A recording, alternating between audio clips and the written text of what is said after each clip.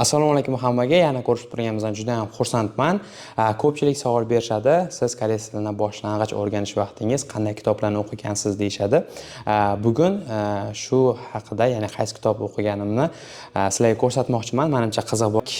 Men boshlang'ich o'qigan kitobim shu. Mana ustiga Abudu Malik deb yozib ham qo'ygan ekanman. Bu esa meni koreys tilini o'rgangan o'quv markazim.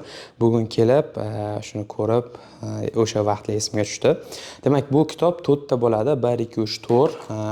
Menga juda ham yoqadigan kitob. Ichida har bir mavzuda ilki, titki, sigi, dialoglari, so'zlari hammasi bo'ladi. O'qishga va o'qitishga juda ham foydali va qiziq bo'lgan kitob edi. Har bir mavzuda grammatikalari, qandaydir foydali ma'lumotlari, mana dialoglari bo'ladi. Bir mavzuni o'sha bitta darsning o'zida o'tishga qulay. Mana ilkilari ham qiziq, ilkilar topikka o'xshash tushardi. Va bu kitobni o'qigandan keyin ham o'quvchilarning natijasi zo'r bo'lardi. Sababi o'zim 4 yildan ko'proq dars berganman o'quv markazida va meni vaqtimda shu kitobni ishlatilar edi. Hozir-ku ko'p o'quv markazlar So'lta kitob ham albatta juda zo'r, hozirgi vaqtda eng yaxshi kitoblardan.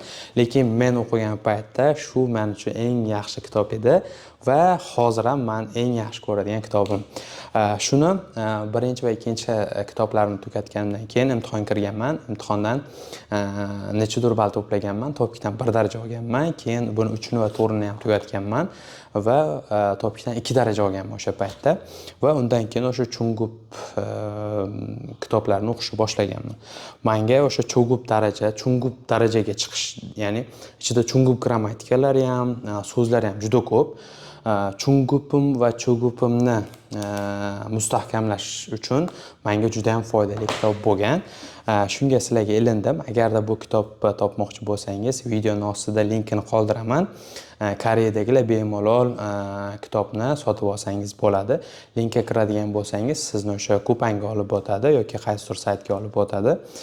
Bemalol u yerdan zakaz qilib, sotib olib ko'rib, o'qib ko'rsangiz bo'ladi.